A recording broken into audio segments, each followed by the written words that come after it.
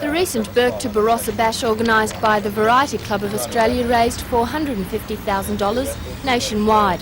Much of this total will finance the provision of life education vans around Australia. Trevor Drummond from Toronto today presented Father Bridge with a cheque for $6,750. Two-thirds of the money he and his co-driver John Osland raised through their participation in the rally. According to Father Bridge, the money is already earmarked. Each classroom is fitted with 3 very large panels. They're about 6 foot tall by about 4 foot wide, and they show the circulatory, nervous and digestive systems. And this money that we've been very kindly given today will go towards fitting the panels in one of the classrooms. Father Bridge also said the vans are now being exported to England and America through the Wayside Chapel in Sydney, making this region a world leader in preventive drug education. When we breathe in, what comes into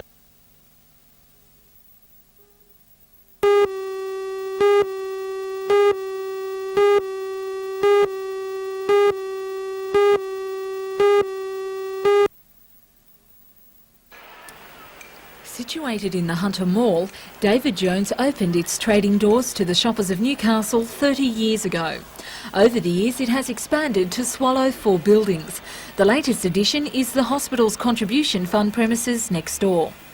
HCF also plans to expand from the sale, with 2 new branch offices, one in Hunter Street, the other at the Garden City Shopping Centre, both opening for business early in November.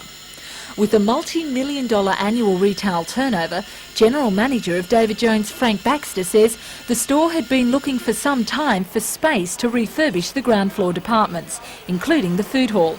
At this stage, use of the other 2 levels of the new purchase is unknown.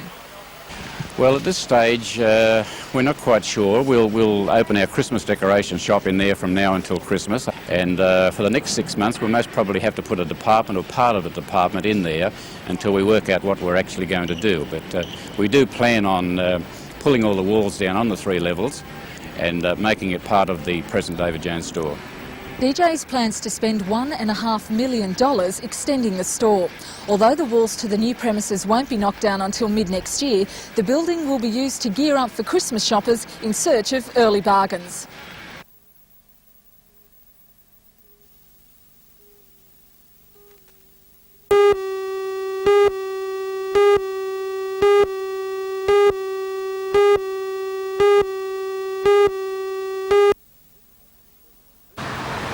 This latest building industry venture is located in a part of the old Schweppes factory in Griffith Road, Lambton.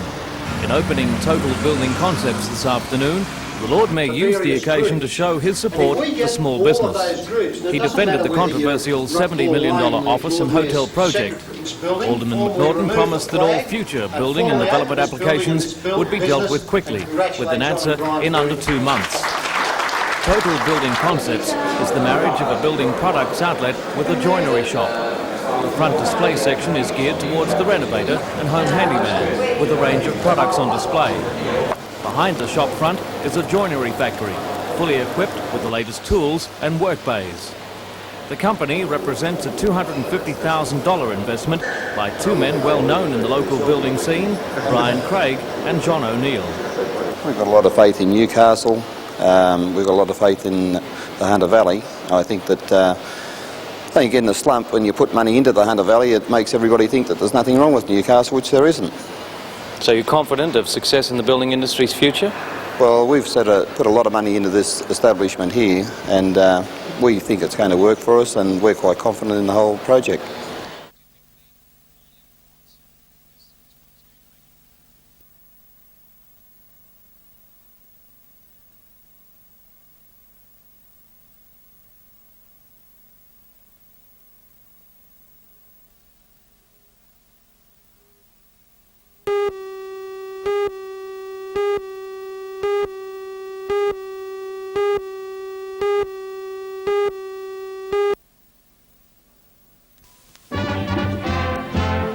In this week's Country Report, Noxious Weeds Awareness Week proves a great success throughout the valley.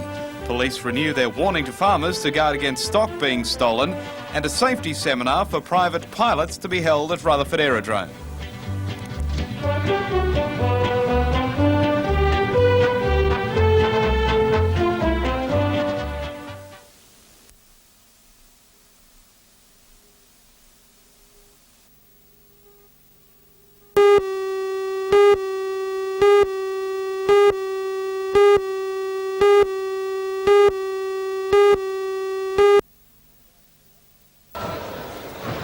about 200 competitors are expected for what is the biggest tournament of its type in Australia. It caters for all types of martial arts, from karate type to taekwondo and kung fu. It's a non-contact points rating type contest which features some of the Australian team that did the best ever in the recent world titles held in this country. The feature of the championship will be the challenge between Newcastle and Sydney teams, with the locals out for revenge.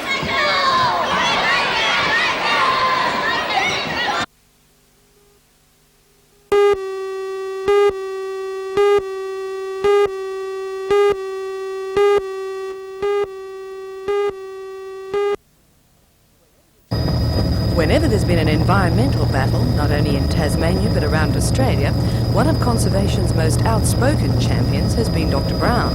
He became known nationally during his fight against the damming of Tasmania's Franklin River and later against the wood chipping and logging industries. Dr. Brown is also a fervent supporter of the controversial Wilderness Act legislation and says he'll be doing his best to see it introduced in Tasmania. There's so little of our wild and natural heritage left. New South Wales 4%, Tasmania something like 8%, and it's dwindling all the time, and it's the world's fastest disappearing non-renewable natural resource, and yet we all need it. Everybody responds to the beauty of a forest and the wonders of a waterfall and mountains and the wide open spaces, untouched and untrammelled and undegraded by our modern bulldozers and chainsaws. Do the conservationists have an answer to the forest industry's campaign? The job of the conservation movement is to get the information out to the public, as with the Franklin River, as with Kakadu, as we need to do with Barrington Tops and the other wonderful parks in this region, so they can see what is to be lost for a short-term gain. And I'm sure the public will be right in there behind the conservation movement saying, woo, we want to keep this small area because it's all we've got left and we need to pass that on to the future.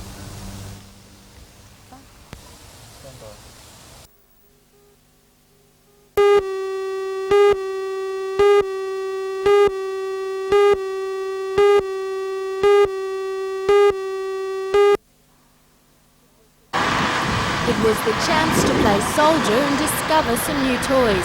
But today the only thing budding soldiers could keep in their sights was the golfers on the adjoining course. The Adamstown Depot was the venue for the display, with 10 Hunter Region regiments explaining their function to the visitors. The impressive hardware owned by the region's units was available to take on a test drive, and regular drill squad demonstrations showed that discipline is a key word, even in the weekend army. The open day begins Newcastle Army Reserve Week for this year.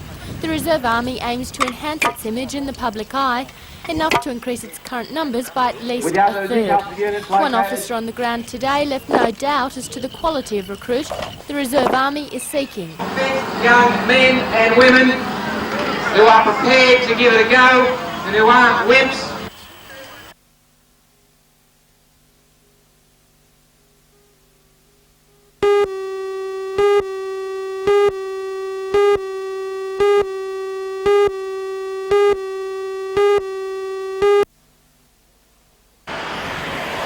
Since it was built early this century, this Army drill hall at East Maitland has been used to train servicemen both in peacetime and during the two world wars. It's now the only existing building of its type in the region. The Maitland City Council says it's structurally unsound and must be demolished. The neighbouring East Maitland Bowling Club wants the land for car parking, while the King Edward Park Oval Board wants the site for parkland. But the 3rd East Maitland Scout Group hopes to persuade the council to leave the building where it is, so it can be used for their meeting hall. And they're prepared to refurbish and maintain it at their own cost. What now if this building's demolished? What happens to your group? Well, I suppose we'll just have to continue on as we've done. We've had 4 scout halls in the last 8 years, and no one seemed to have helped us this far, so I suppose we'll manage. But this is the last chance we have of getting our own hall, so we'll just keep on battling on as we have done for the last 20 odd years. The spokesman for the Maitland City Council says a decision was made in 1980 to turn the site into part of the park. He says the council even tried to lease the site in 1983 but was unsuccessful. Tenders for the building's demolition or removal are expected to be called at tonight's council meeting. And if the Scout Group wins the tender, the hall could be moved to either land in East Maitland or a block donated by the East Maitland Bowling Club in William Street. To push their case further, the group also wanted to address tonight's council meeting but was refused. The council says if one group was allowed to address the meeting on the issue, all of the groups involved would also have to.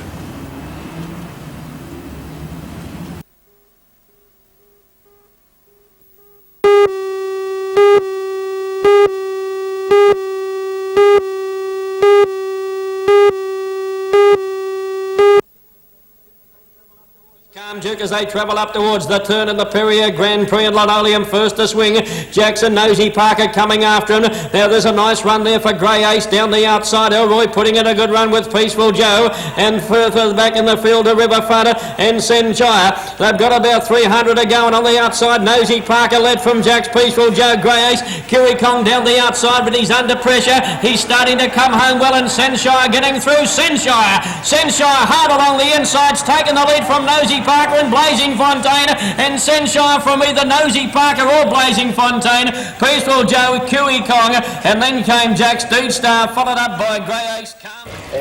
Leading trainer Max Lees was delighted that his riding instructions had been followed. I never wanted him to be ridden in front. I've been trying to get him to ride him in behind, but every time I put someone in, they lead on him all the time. He does pull pretty hard, but if you can get the horse to settle in behind, he's a lot better horse. But everyone keeps saying he's got to lead. All the media people and that say he's got to lead all the time to win, which is the wrong way to ride the horse. And only that I got older, Mark's been riding him, working, he knows the horse. And it's the first time I've had anyone to ride him in behind for a while. And it worked, of course? Worked well, yeah. Good to see the money stay in town? It's quite good, yeah.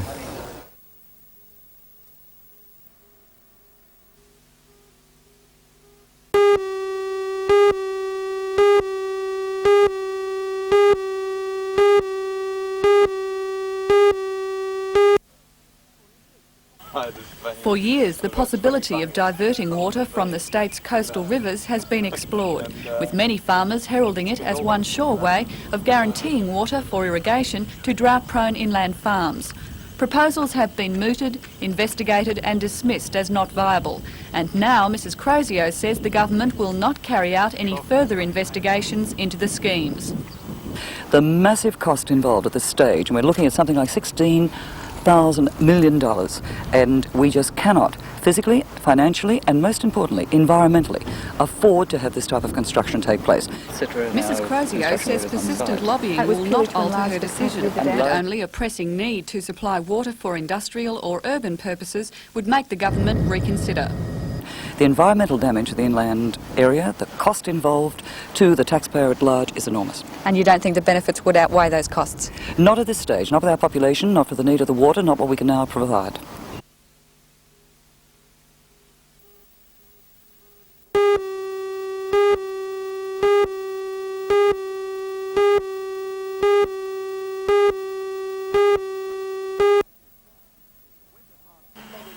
The winter pasture trials, including these ryegrass varieties, have been under cultivation since April, and are the first trials of their type to be staged in the region for some years. The tests have been conducted by the Department of Agriculture in conjunction with the Tokal Agricultural College, and are aimed at giving farmers a chance to assess the performance of different types of pastures under control conditions. District Agronomist with the Department of Agriculture, Neil Griffiths, says the new varieties of ryegrasses in particular can offer some advantages over traditional winter pastures. Over lucerne, ryegrass will give a lot more winter growth, and it's more. You've got to manage it intensively on a reasonable area. Over oats will give quicker feed early in winter. The ryegrass gives a lot more feed at this time of year, late winter, spring and into early summer. You'll get sort of anything up to a third more production out of the ryegrasses.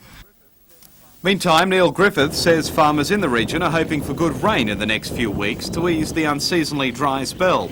But he says farmers can still take some precautions to avoid the full effects of the dry conditions. Well, I think they've got to look at their feed situation at the moment, conserve fodder if they can. If they think they're going to be short later in summer, then they've got to look at don't leave irrigation too late. If they're going to irrigate, look at using fertilisers, use small areas intensively. For people that can't irrigate, well, they've just got to look at buying fodder strategically, I guess, get the best price they can if they think they need to.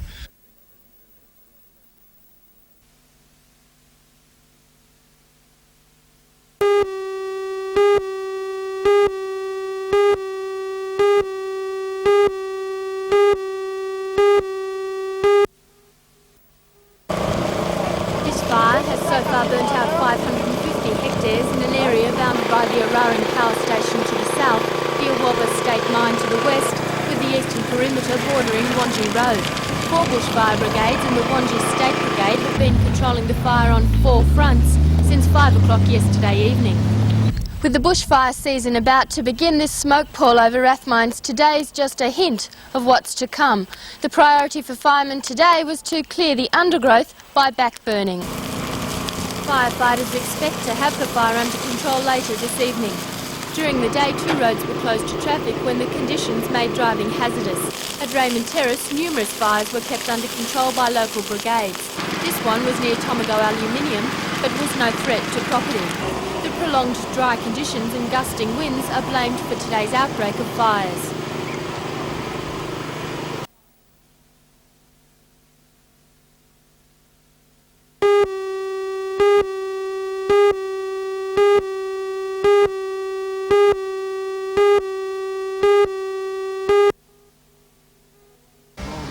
Hello, I'm Janelle Provost. With the hot, strong winds today, firemen have been kept extremely busy with bushfires in the area, but it's this one at Tomago that's caused the most problems. These barrels are full of hydrochloric acid, and firemen have had to use foam to combat the flames. Join Ray Deneen and Anna Manzoni for all the news tonight at 6.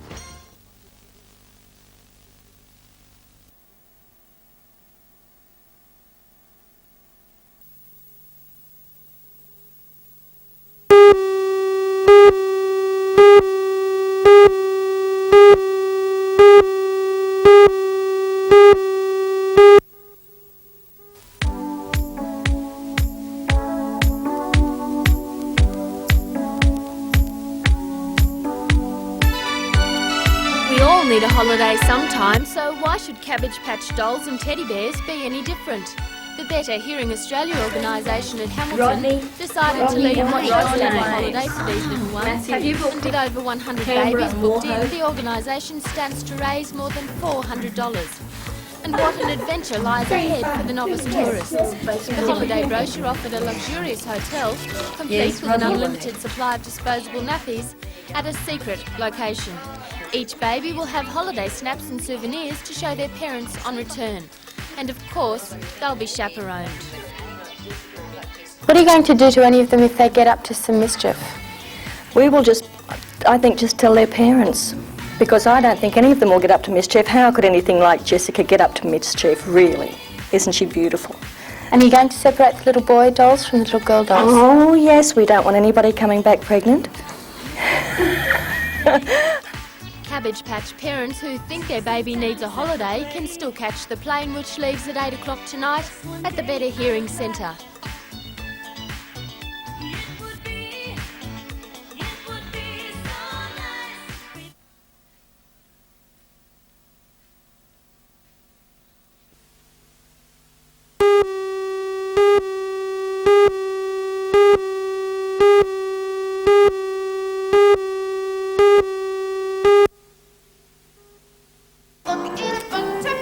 It's not the first time that the Newcastle Dramatic Art Club has performed Irving Berlin's best-loved Western musical, but it's been a while. In fact, 20 years ago, Don McEwen sang his way through to the part of handsome Frank Butler, and again he plays that role. But one thing has changed, and that's the leading lady. This time, Annie Oakley, the star of the show and sharp shooting, is Caroline Lind. As a nursery, the girl I call my own. The musical itself has only ever been performed for live stage productions. A cast of 40 sing and dance their way through under the direction of Frank Lind, who also performed in the club's original production. Annie Get Your Gun opens at the Roxy Theatre this Wednesday.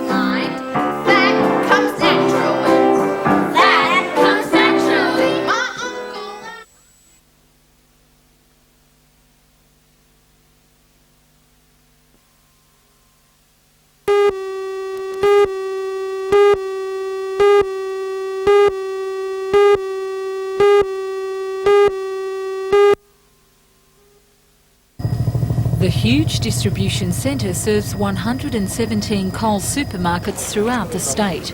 More than $18 million worth of groceries are dropped off and collected by the 58 trucks and semi-trailers every day. Lynn Fox took over from Coles Myer after Coles decided to close down its own warehousing and distribution operations at Cardiff and Smithfield in Sydney.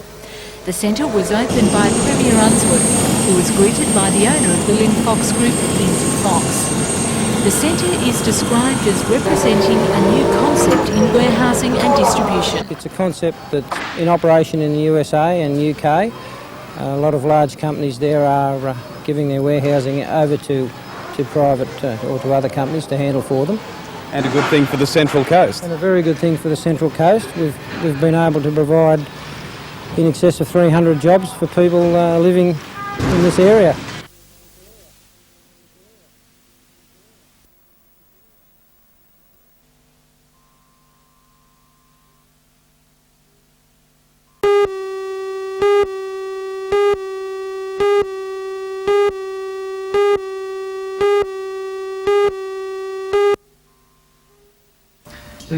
Recently, Michael Davis received public recognition for the success of his electrical rewinding business when he won the general category I think it's marvellous, and we're very happy to have you represent the region. After a stint in teaching are many.